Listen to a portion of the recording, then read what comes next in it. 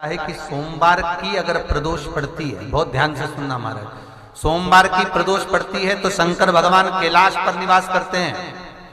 मंगलवार की प्रदोष पड़ती है तो शिव काशी में निवास करते हैं। बुधवार की प्रदोष पड़ती है तो शिव रजत भवन में निवास करते हैं। गुरुवार की प्रदोष पड़ती है तो शिव गंगा के स्थल पर निवास करते हैं। शुक्रवार की अगर प्रदोष पड़ती है तो शिव नीलकंठ पर विराजमान होते हैं।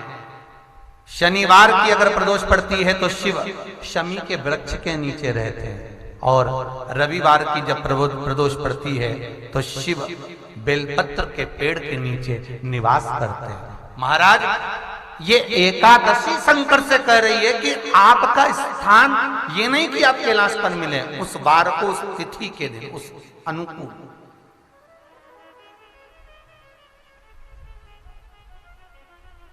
हमारे यहां कहते हैं सोमवार की जो प्रदोष पड़ती है वो इच्छा पूर्ति करती है।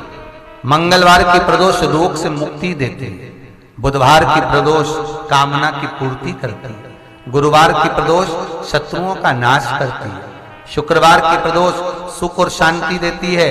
शनिवार की प्रदोष संतान का सुख देती है। और रविवार की प्रदोष जो काम दुनिया में कोई नहीं कर सकता वो अचूक फल की प्राप्ति रविवार की प्रदोष करा देती है। महाराज ऐसी प्रदोषों का नियम वर्णन किया चाहिए। भगवान कहते ठीक है तू थोड़ी देर खड़ी हो। एकादशी सम्मुख खड़ी हुई। पार्वती जी ने जिस अंगुष्ठ का जल पीने के लिए लिया था हाथ में, बस पीने ही वाली थी, शंकर भगवान ने वही हाथ में जल लेकर एकादशी के हाथ में उसको देकर कहा, ले ये मेरे द्वारा निर्मित एक व्रत है जिसे त्रयोदशी के दिन तूने मांगा है, मैं तुझे देता हूं। आज इस व्रत का फल मैं तुझे प्रदान करता हूं। अब तू जिस जीवात्मा को लेकर जाएगी उसका पाप प्रबल नहीं होगा।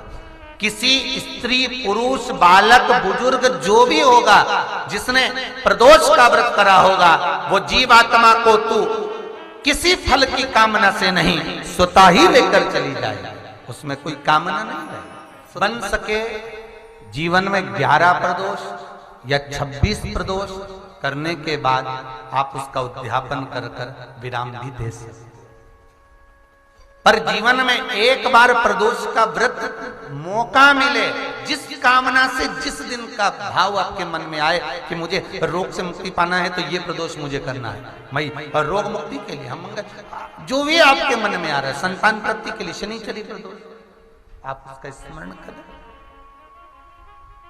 फिर लिखा शिव महापुराण में, बड़ा सुंदर लिखा वेदव्यास जी ने, मान लो आप प्रदोष का व्रत नहीं कर सकते, आप अगर व्रत नहीं कर सकते तो प्रदोष के दिन, प्रदोष काल में शाम का समय सूर्यास्त का कुछ पल, कुछ घड़ी के पहले से लेकर बाद तक का प्रदोष काल के अंतर्गत आप शंकर जी के मंदिर में जाकर 1 लोटा पानी, 5 बेलपत्र भी अगर समर्पित करते हैं तो संपूर्ण प्रदोष का फल आपके भाग्य में प्रबल हो जाए। शिव महापुराण में इसका